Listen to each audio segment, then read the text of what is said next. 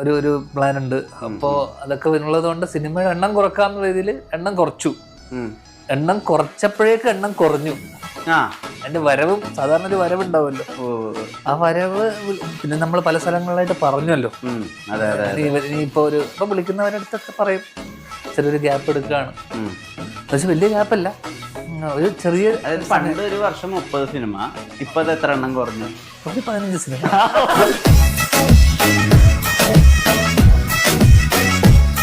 ചുറ്റൊരു ഓറ, ഒരു വലയം. തുണി അലക്കണ്ട, സ്വന്തം വണ്ടിയിൽ വരുമ്പോ തുണി അലക്കണ്ടാത്ത സ്റ്റാർ, ലുങ്കി മാത്രം സ്റ്റാർ. അപ്പൊ എല്ലാം കൊണ്ടും ലാഭമാണ്. കുളിയില്ല, വെള്ളം, ഹോട്ടലുകാർക്ക് വെള്ളം ലാഭം.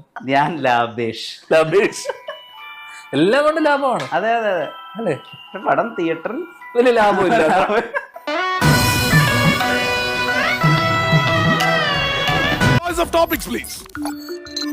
കേരള ചരിത്രം, ഇന്ത്യൻ സിനിമ, ശാസ്ത്ര സാങ്കേതികം, കായികം, ആനുകാലികം, സാഹിത്യം. കായികം, സ്പോർട്സിനെ ബേസ് ചെയ്തിട്ടുള്ള ചോദ്യം വളരെ ധൈര്യപൂർവ്വം എടുത്തിരിക്കുകയാണ് ഞാൻ. സിനിമയൊന്നും നമുക്ക് അറിഞ്ഞൂടാ.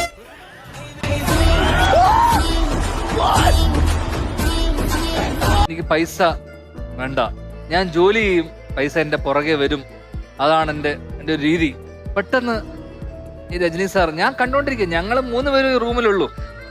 പെട്ടെന്ന് രജനി സാറ് പറയുന്നു, അബ്ദില്ല ശ്രീനിവാസ, കാസും പിന്നാടി വരാത്, കാസും കൂടെ വരണം, വേല ശരിയാ, കാസ് കൂടെ വരണം. അത് എപ്പിക്. അതാണ് ഞാൻ ഇന്നേ വരെ ഫോളോ ചെയ്യുന്നത്. മനസ്സിലായി?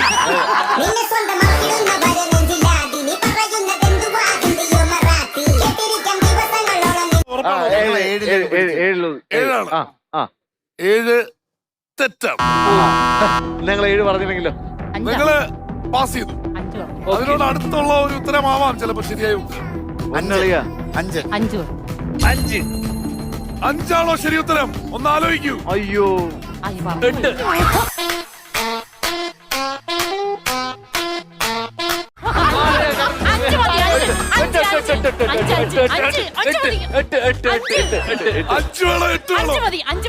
ഒരു മിനിറ്റ്. 8 അല്ലാണ്ട് വേറെ ഉത്തരം ഉണ്ടോ? 9.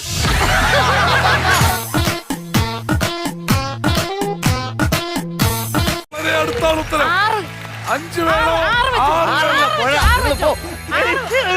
6 ഉറപ്പിക്കാവോ? ഉറപ്പല്ലേ? ഉത്തരം 6 ശരിയാണ്.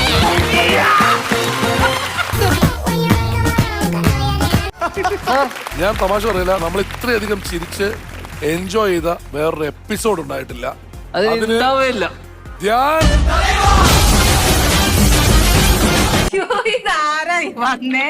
എന്റെ മോനെ നമസ്തേ. ഇത്ര ഡീസന്റ് ആയിപ്പോടാ. ഈ തുടക്കല്ലേ അങ്ങനെ ധ്യാനെ പറ്റി ഇത്രയും വലിയൊരു ഇതൊന്നും ആർക്കും ഇല്ല. കാരണം ധ്യാൻ വന്നിട്ട് ഇങ്ങനെ ചേച്ചി അങ്ങനെ ഒന്നും പറയരുതടാ പ്ലീസ്. ധ്യാനാവ് ചേച്ചി നമസ്തേ പറഞ്ഞു, ഞാൻ തിരിച്ചു പറഞ്ഞു. അങ്ങനെ ഡീസന്റ് ആയതാ കൊച്ചെ. എന്താണ്ട് വിശേഷം? പിന്നെ ഇതുവഴി കയറി വന്ന എന്നാ? ഇതുവഴി വരാൻ പറഞ്ഞപ്പോ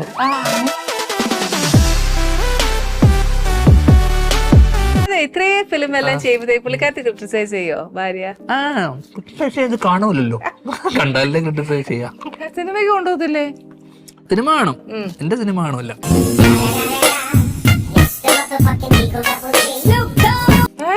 എന്നതാടാ പറയുന്നത്? ചുമ്മാ എന്നെ എന്തേലും ഒക്കെ പറയും. പിന്നെ സ്വന്തം ഭർത്താവ് കാണാൻ കൊള്ളുന്ന ഒരു സിനിമ പറഞ്ഞ ചേച്ചി അടുത്ത കാലത്ത് ഇറങ്ങിയ വർഷങ്ങൾക്ക് ശേഷം ഒരു വർഷം കഴിഞ്ഞത്, വർഷങ്ങൾ കഴിഞ്ഞിട്ട്.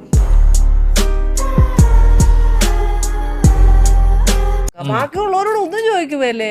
ആരോടും ചോദിച്ചു നോക്ക് ചേച്ചി, ഞാൻ ആരോടും പോയി കഥ ചോദിച്ചു. അതുകൊണ്ടല്ലേ എന്നെ ഇത്ര സ്നേഹം അവർക്കൊക്കെ. എപ്പോഴും ഒന്നും ചോദിക്കില്ല ഞാൻ. അങ്ങ് അഭിനയിക്കും. അന്ന് രാവിലെ എന്നാ പറയുന്നത്? ചാടണോ ചാടും, പുല്ല് പറിക്കണോ പറിക്കും, അതെല്ലാം ചെയ്യും. അയ്യോ, അന്ന് രാവിലെ എന്നാ പറയുന്നത് അതൊക്കെ ചെയ്യുമോ? നമ്മള് ജോലിയല്ല, നമ്മള് ഫ്രീലാൻസ് ചെയ്യല്ലേ. ഫ്രീലാൻസ് അല്ലേ? ഫ്രീ ആയിട്ടല്ല, പക്ഷെ ഫ്രീലാൻസ്.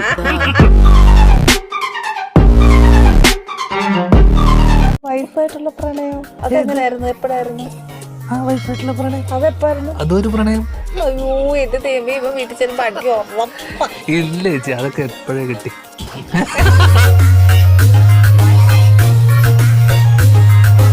ഹലോ ബേസിലേട്ടാ, നിനക്ക് വീണ്ടുണ്ട്. ഹലോ ഹായ് ഹായ് ഹായ് നമസ്കാരം. ക്രിക്കറ്റിലെ ഹിറ്റ്മാൻ രോഹിത് ശർമ്മയും മലയാള സിനിമയിലെ ഹിറ്റ്മാൻ ബേസിൽ ജോസഫും ആണെന്നാണ് എല്ലാവരും പറയാറ്. ഈ ഒരു കമ്പാരിസനെ പറ്റി എന്താണ് അഭിപ്രായം? അങ്ങനൊന്നുമില്ല, രോഹിത് ശർമ്മ ഇടയ്ക്കൊക്കെ ഡക്കാവാറുണ്ട്.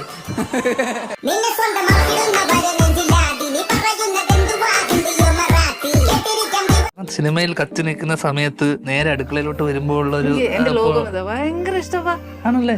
ആ ഭയങ്കര ഇഷ്ടം. അടുക്കള കണ്ട സിനിമയാണോ അടുക്കളയാണോ എന്ന് ചോദിച്ചു കഴിഞ്ഞാൽ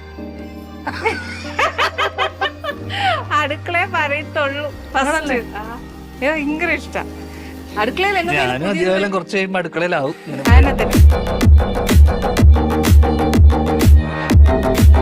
ഓക്കെ, നമ്മൾ മരണമാസിന്ന് തന്നെ സ്റ്റാർട്ട് ചെയ്യാം. അതിലെ പറ്റൂ. നമുക്ക് എമ്പുരാനെന്ന് തുടങ്ങാം. മരണമാസം പറയാൻ പറ്റുള്ളൂ.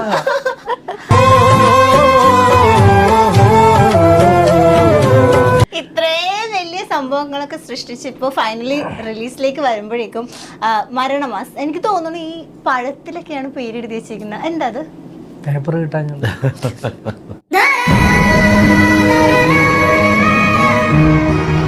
ഈ ഒരിടക്ക് ഇപ്പം സോഷ്യൽ മീഡിയ ഒക്കെ ഭരിച്ചുകൊണ്ടിരുന്ന ഒരു കൺവിൻസിങ് സ്റ്റാർ ആയിരുന്നു. അപ്പം ഇതിലെങ്ങനെയാണ് കൺവിൻസ് ചെയ്യുന്നുണ്ടോ? ഞാൻ നിങ്ങളുടെ ഇഡ്ഡലിയൊക്കെ കൺവിൻസ് ചെയ്ത് കഴിപ്പിക്കുന്ന വീഡിയോസ് ഒക്കെ കണ്ടായിരുന്നു ഇൻസ്റ്റഗ്രാമിൽ. ഇഡലിയൊക്കെ ആരും കഴിച്ചു പോകും, കൺവിൻസ് ചെയ്യേണ്ട കാര്യമൊന്നുമില്ല.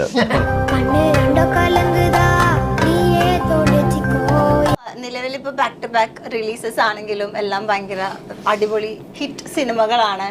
ഡിഫറെന്റ് ആക്ടിങ് ആണ്. പൊതുവെ ഈ പ്രാവശ്യത്തെ ഒരു മികച്ച നടനുള്ള അവാർഡ് ബേസിൽ ജോസഫിനെ തേടി വരുന്നു എന്നാണ് ഇപ്പോൾ സോഷ്യൽ മീഡിയ പറഞ്ഞുകൊണ്ടിരിക്കുന്നത്. സോഷ്യൽ മീഡിയ അല്ലല്ലോ തീരുമാനിക്കും.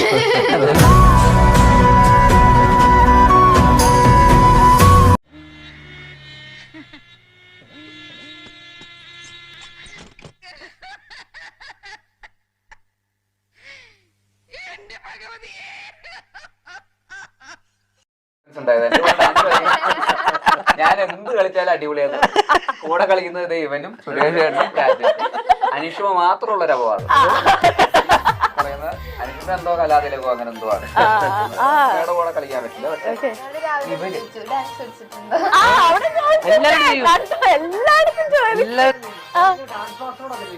പരിചയമില്ല, ഡാൻസ് അറിയാവോ?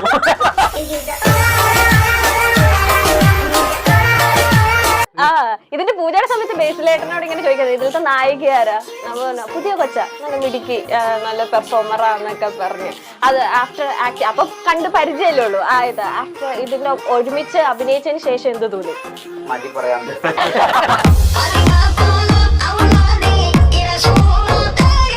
ബേസിലേട്ടൻ്റെ ഈ ഒരു ക്യാരക്ടറിന്റെ രീതിയിൽ എന്ത് കാര്യം ചെയ്യുകയാണെങ്കിലും ഭയങ്കര ആത്മാർത്ഥമായിട്ട് ചെയ്യണം. അതിപ്പോ മറ്റുള്ളവർക്ക് പുറത്തുനിന്നുള്ളവരുടെ കണ്ണെന്ന് കാണുമ്പോൾ ചിലപ്പോൾ അത് ഇച്ചിരി മണ്ടത്തരമായിട്ട് തോന്നുകയാണെങ്കിൽ പോലും നമ്മളത് ആത്മാർത്ഥമായിട്ട് ചെയ്യണം എന്നുള്ളതാണ് ഈ ഇതിലെ ലൂക്ക് എന്ന് പറയുന്ന ക്യാരക്ടറിന്റെ ഒരു പോയിന്റ് ഓഫ് വ്യൂ. പുള്ളി പ്രണയിക്കുന്നത് ആത്മാർത്ഥമായിട്ടാണ്. പുള്ളി സാമൂഹിക സേവനം നടത്തുന്ന ആത്മാർത്ഥമായിട്ടാണ്. പുള്ളി പോലീസ് സ്റ്റേഷൻ OLX വിൽക്കാനിട്ടിട്ടുണ്ട്.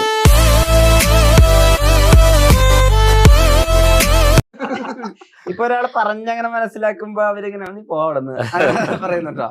മനഃപൂർവ്വം അങ്ങനെ ഒരാള് പറഞ്ഞു പറ്റിക്കാനോ അതൊന്നും ചെയ്യാറില്ല. ഞാൻ അറിഞ്ഞുകൊണ്ട് ചെയ്യാറുണ്ട്.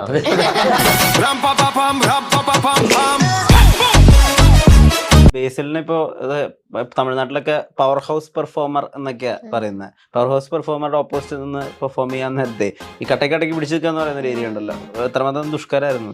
കുറച്ച് കഷ്ടപ്പാടായിരുന്നു. അങ്ങനെയല്ല, ബേസിലേട്ടൻ സ്പോട്ടില് ഇങ്ങനെ ഓരോന്ന്. അപ്പം എനിക്ക് നല്ല ടെൻഷൻ ഉണ്ടായിരുന്നു ഇങ്ങനെ പിടിച്ച് നിക്കുന്നൊക്കെ ആലോചിച്ചിട്ട്. പക്ഷെ നമ്മള് ഭയങ്കര സപ്പോർട്ട് ചെയ്യും. ബസ്സിലായിരുന്നു അവിടെ ഒരു കമ്പനി.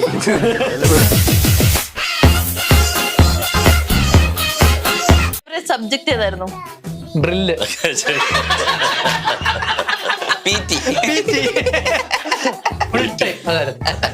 അതായത് ഏറ്റവും ഇഷ്ടമുള്ള. നിങ്ങൾ ശരിക്കും പുള്ളി പഠിച്ച് ചേട്ടൻ പഠിച്ചു വരുന്നൊക്കെ പറഞ്ഞു. ഇതാണ് മറ്റേ ബിരുദമൊക്കെ ഉള്ള ഞങ്ങൾ ചുമ്മാ തമാശക്കാണ്. ഏതായിരുന്നു ചേട്ടാ ബിരുദം? BCom first class. പെട്ടെന്ന് അതേ ഓർമ്മ വന്നുള്ളൂ എനിക്ക്.